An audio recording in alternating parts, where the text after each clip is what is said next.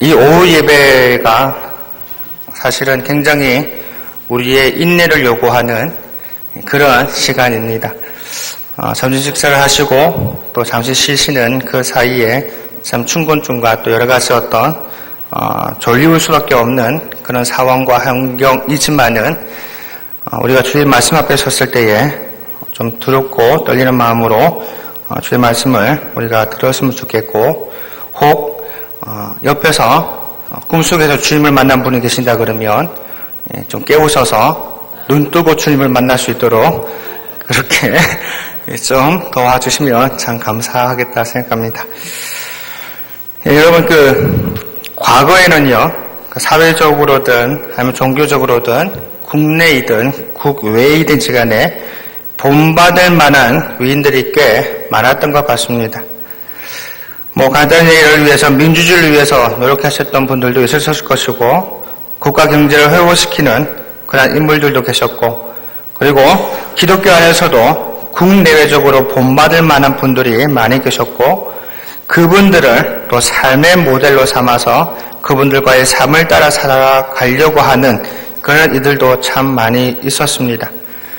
그런데 세월이 지나면 지날수록 삶의 모델, 특별히 신앙의 모델이 될 만한 분들을 찾아보기가 점점 어려워가고 있는 시대가 아닌가 생각합니다. 물론 보이지 않는 곳에서 인격적이시고 복음을 위한 삶을 살아가시는 분들도 사실 많이 계십니다. 지금도 복음을 위해서라면 현재의 삶을 포기하고 선교지로 가겠다라고 말씀하시는 분들도 계시고, 또 여러 면에 있어서 인격적으로도 훌륭하신 분들이 많이 계신 것도 또한 사실입니다. 하지만 예전과는 사뭇 다르게 신앙의 보은을 받을 만한 분들이 그리 눈에 띄지 않는 것이 요즘 세대 아닌가 생각해 봅니다. 그러다 보니 신앙인들도 궁극적으로는 예수 그리스도를 본받아야 한다고 하지만은 정말 예수 그리스도를 본받아 살고 있는 모델이 없음으로 인해서 신앙의 방향성을 잊어버리고 스스로가 옳다고 여기는 그 행동을 하다 보니까 실수도 많고 상처를 주는 경우들이 참 많은 것을 볼 수가 있습니다. 그래서 우리 인생의 삶의 모델, 신앙의 모델을 세상에서가 아니라 일반적인 삶을 살아가는 우리들 속에서 찾는 것이 아니라 성경 속에서 찾아보려고 합니다. 성경 속에서 나타난 참된 신앙인의 모습이 어땠는지, 그리고 하나님께서 시대 상황 속에서 그 인물들을 어떻게 사용하셨는지를 살펴보면서 우리 삶의 신앙의 모델을 삼을 수 있는 기회가 될 수 있기를 바라고, 더 나아가서는 저와 여러분이 신앙의 모델이 될 수 있는 귀한 시간이 될 수 있기를 주의 이름으로 축원드립니다. 그리고 오늘은 그 가운데 다니엘이라는 인물을 가지고 함께 말씀을 나누고자 합니다.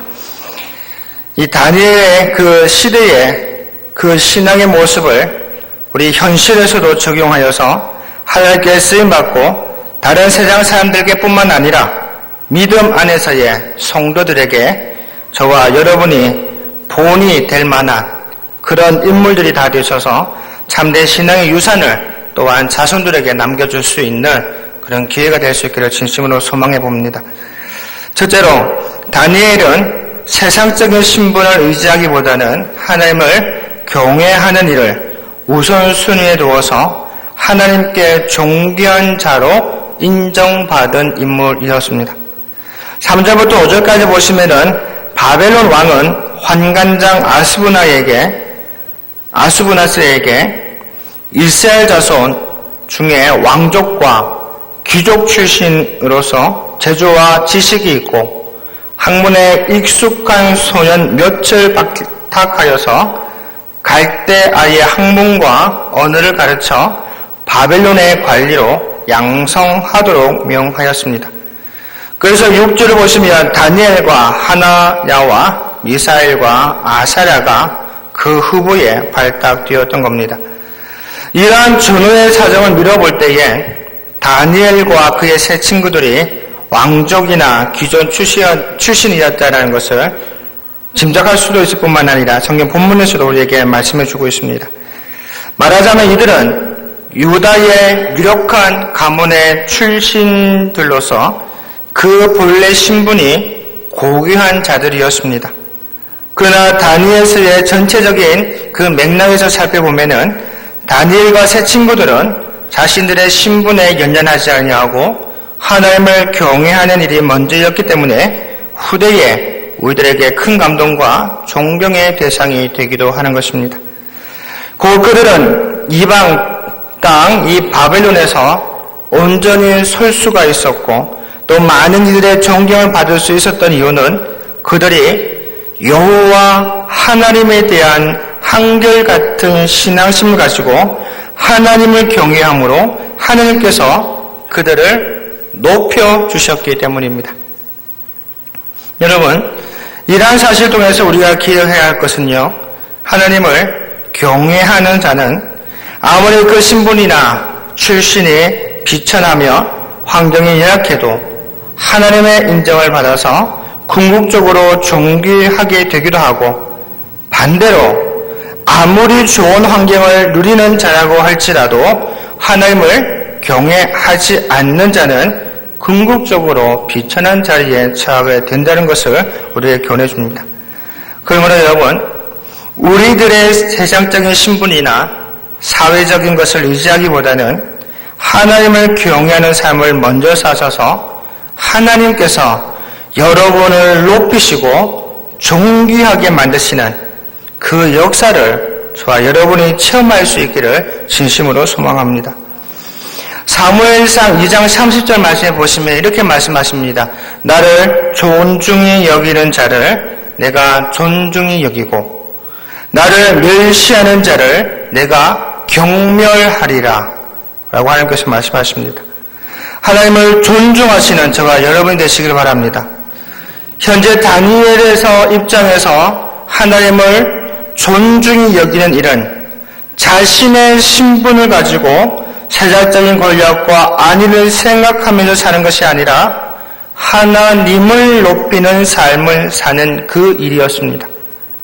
비록 이방의 땅에서 자유로운 삶을 살지 못했지만 그래도 나름대로 본인이 지니고 있는 유대 사회에서의 귀족의 삶을 누릴 수는 있었지만은 그것보다는 하나님을 높이는 일, 하나님을 존중히 여기며 살아갈 때에 하나님께서 다니엘을 신앙의 모델로 삼아 주셨다는 사실입니다. 저와 여러분 역시도 환경과 신분, 가지고 있는 소유물 등등으로 교만하시거나 혹은 반대로 아무것도 가진 것이 없다고 하여서 불행하다라고 여기지 마시고 성도로서 하나님께 당연히 드려야 할 의무인 예배와 말씀 중심과 기도의 삶을 통하여 하나님을 존중히 여기며 사시는 저와 여러분들이 다 되실 수 있기를 소망합니다. 한번 따라해 보시겠습니다. 하나님을 존중히 여기며 살겠습니다. 우리 옆에 분한테도 한번 이야기하실까요? 하나님을 존중히 여기며 같이 함께 잘 삽시다. 저와 여러분이 하나님을 정말 존중하고 존경하여서 함께 정말 함께 하나님 안에서 살아갈 수 있는 저와 여러분들의 얘기를 진심으로 소망합니다. 둘째로 다니엘은 세상 가운데 살면서도 세상에 동화되지 않았습니다. 앞서 말씀드린 대로 다니엘과 세 친구들이 느부갓네살 1차 유당 침공 당시에 유다의 왕족과 귀족층의 자제들이 바벨론으로 끌려가게 되어졌습니다. 이것을 소위 제1차 바벨론 포수라고 부르는데 쉽게 이야기를 해서 제1차 바벨론에 의한 포로라는 그 의미로 이해하시면 되겠습니다. 느부갓네살은 유다로 하여금 바벨론을 배반하지 못하도록 하기 위해서 유다의 왕족과 귀족층 이 자제들을 볼모로 삼아서 바벨론으로 데리고 간 겁니다. 그래서 그들은 바벨론식의 교육을 시킴으로써 바벨론과의 우호적인 생각을 갖게 하고 충성하게 만들기 위한 그러한 정책이었습니다. 이 정책을 여러분께서도 이해하실 거예요. 우리나라가 일제강점기에 있을 때에도 일본이 창씨개명을 하게끔 하고 또 문화를 다 바꿔갔던 것처럼 그것처럼 이스라엘 백성들에게도 그러한 정책들을 폈더라는 것이죠. 그로 인해서 다니엘과 그 세 친구 역시 바벨론식의 교육을 받게 함으로써 바벨론의 풍습과 문화에 완전히 동화되게끔 하고자 했습니다. 하지만 다니엘과 세 친구는 어땠죠? 바벨론의 풍습과 문화에 동화되지 않고 여호와의 신앙을 굳게 잡은 인물입니다. 어떻게 바벨론의 사회 속에서 살면서 그들의 문화와 풍습에 동화되지 않았을까요? 그것은 그들이 비록 바벨론 제국의 포로로 끌려간 신세이지만 그래서 바벨론식의 교육을 받을 수밖에 없고 바벨론을 위해서 일해야 하는 자리에 있었음에도 불구하고 자신이 하나님의 백성이다라는 사실, 하나님의 백성으로서 가져야 할 그 거룩한 정체성을 어떤 경우에서도 잊어버리지 말아야 함을 알고 있었기 때문에 동화되지 않았다는 겁니다. 그렇기 때문에 그들은 자신들의 삶을 통해 하나님을 영원하게 드러내서 성경에 기록되어졌고 현 세대의 성도들에게도 신앙의 모델이 될 수가 있었던 겁니다.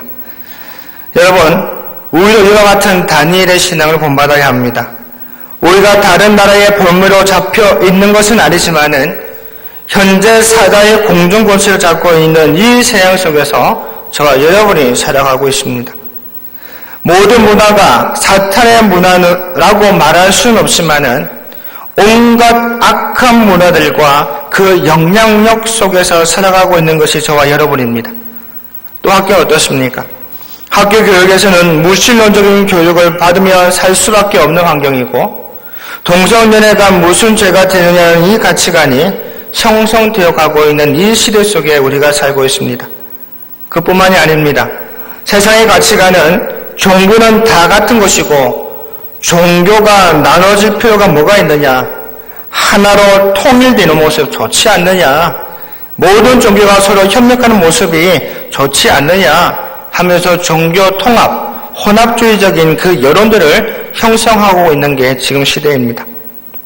이런 시대에 살고 있다 보니까 자칫 잘못하면요, 성도들인 저와 여러분도 세상적인 가치관과 생활 속에 동화되기 쉽고 나중에는 사단의 종으로 전락할 위험이 많아진 시대이더라는 것이죠. 그러나 우리는 비록 사단이 공중 권세를 잡고 있는 세상 속에서 세속적인 교육을 받고 세상의 풍습과 문화의 영향을 받으며 살고 있지만 하나님 나라의 시민으로서의 정체성을 상실해서는 안 된다라는 사실입니다. 여러분, 저와 여러분은 어느 나라 사람인가요? 네. 이때 대한민국 사람이라 그러시면 설교를 안 들으신 거예요.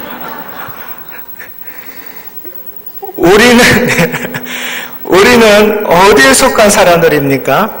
하늘나라에 속한 사람들입니다. 그 정체성이 가장 중요하다는 거잖아요. 옆에서 추임새를 해주니까 너무 힘이 나네요. 우리가 하나님의 사람으로서 이 세상을 살아가는 거고 하나님의 나라의 시민으로서 정체성을 잊어버리지 않고 살아가는 게 참 중요합니다. 여러분, 그렇다고 해서 세상적인 교육을 완전히 무시하자는 것은 아닙니다. 우리도 세상의 학문을 배워서 사회의 한 축을 담당해야 되고 할 수만 있다면 다니엘과 그의 세 친구들처럼 뛰어난 능력을 세상 속에 발휘할 수도 있어야 합니다. 그러나 세속에 물들어서 자신을 더럽혀서는 안 된다는 것을 말씀드리고자 하는 겁니다. 저와 여러분 세상에 동화되는 것이 아니라 오히려 세상을 이끌어가야 할 존재가 되어야 합니다. 그러면 영적으로 정신을 차려서 이 시대가 참으로 악하다는 사실을 기억하셔서 세속에 물들지 말고 하나님의 백성으로서의 정체성을 가지고 살아가시는 저와 여러분이 되시기를 소망합니다. 로마서 12장 2절 말씀처럼 너희는 이 세대를 본받지 말고 오직 마음을 새롭게 함으로 변화를 받아 하나님의 선하시고 기뻐하시고 온전한 뜻이 무엇인지 분별하도록 하라고 하신 이 말씀을 기억하셔서 하나님의 백성으로서 정체성을 회복하시며 살아가시는 저와 여러분이 다 되실 수 있기를 주의 이름으로 축원드립니다. 셋째로 다니엘은 고난의 이면에는 하나님의 은총이 있음을 믿고 지냈던 사람이기에 신앙의 모델로 삼을 수가 있습니다. 6절 보시면은 바벨론 왕의 환관장인 아스부나스에 의하여서 유대인들 중에 바벨론 왕을 섬길 자의 후보로 발탁된 사람들의 이름이 소개되고 있습니다. 그들이 바로 다니엘과 그 세 친구인 하나샤와 미사엘과 아사야입니다. 이들은 앞에서도 설명드렸듯이 이 바벨론의 제1차 유단 침공 당시에 바벨론의 포로로 잡혀갔습니다. 그런데 8절 이하의 내용을 보시면은 이들은 한결같이 신실하게 여호와 신앙을 유지하며 살아갔던 인물이었습니다. 한마디로 말한다면 이들을 의인이다라고 칭함에 있어서 부족함이 없을 정도의 사람이었습니다. 그럼에도 불구하고 그들은 포로 신세가 되어서 조국을 떠나 먼 이방 땅으로 끌려가게 됩니다. 이것은 유다 본토에 남아있던 그 동족들이 겪지 못한 고통이었습니다. 사실상 유다 본토에 남아있던 이스라엘 백성들의 범죄로 인하여서 바벨론의 침공을 당하였고 그로 인해 포로를 보내야만 하는 그런 상황이었던 것이죠. 그런데 그 포로가 다니엘과 세 친구들입니다. 그렇다면 이 다니엘과 그 세 친구의 입장은 어떨까요? 혹시 이렇게 생각하지 않았을까요? 왜 하필이면 나야? 왜 하필이면 나야? 다른 사람들도 많은데 왜 하필이면 내가 포로로 가야 되는 거야? 다른 누구보다도 믿음 안에서 신앙 안에서 하나님 경외의 삶을 살았던 나인데 왜 이런 비참한 꼴을 당해야 되느냐? 왜 나만 이렇게 되어야 하느냐? 하는 이 생각을 하지 않았겠습니까? 그런데 이렇게 생각할 법도 한데 다니엘과 그 친구들은 그러한 부정의 말을 하지 않습니다. 더군다나 포로로 끌려간 상태인데도 불구하고 신앙을 지키며 나가면서 더 큰 위기와 고통을 또 당합니다. 이쯤 되면 신앙과 믿음에 관한 의심하게 되어지는, 쉽게 얘기하면 2차 충격을 받게 되어지는 겁니다. 1차 충격은 무엇이었습니까? 포로가 되었다는 게 1차 충격이에요. 그리고 2차 충격은 뭐예요? 바벨론에서 신앙을 그대로 지켜보려고 하는데 이 신앙을 지키려고 하다 보니까 죽을 위기에 닥쳐서 2차 충격을 받는 거예요. 이렇게까지 되어지면 여러분 어떤 생각 하시겠습니까? 이들까지 되어진다 그러면 보통 사람들의 반응은 어떨까요? 하나님께서 공의로우신 분이시라면 어찌 이런 일들을 허용하시겠는가? 하나님께서 공의로우신 분이라면 정반대의 일이 일어나야 하는 게 아닌가? 믿음을 지키고 신앙을 지키기 위해서 발버둥치며 세상과 동화되지 않고 바벨론의 사회에서도 여호와에 대한 신앙을 지키며 살아간다고 하면 복 주셔야 되는 게 아니냐. 그런데 이게 뭐지라는 생각. 이렇게 하면서 하나님의 공의심에 대하여 의심할 수도 있을 겁니다. 그러나 다니엘과 그 세 친구들은 그러한 상황들 속에서도 그들을 향하신 하나님의 놀라운 은총이 내재되어져 있음, 포함되어져 있음, 그 속에 하나님의 계획하심이 있음을 믿고 있었다는 것이죠. 그들이 바벨론 땅에 포로로 잡혀온 것은 분명 고난이지만은 이로 인하여서 그들은 이후에 유다에 임할 그 하나님의 심판으로 인한 그 파멸의 고통은 당하지 않게 되어졌습니다.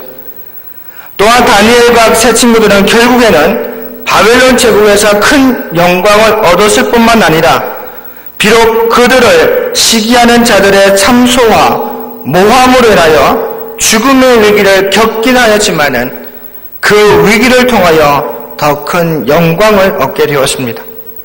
그러므로 그들에게 임한 고난과 위기는 사실상 그들을 영광스럽게 하기 위해 열어놓은 과정이셨으며 그들이 축복된 삶의 자리로 발돋움하는 도약대가 되었던 것입니다. 여러분, 성경을 한번 자세히 보십시오. 성경에는 다니엘과 그 친구들처럼 한때 이해할 수 없다고 여겨지는 고통을 당한 믿음의 사람들이 참 많습니다.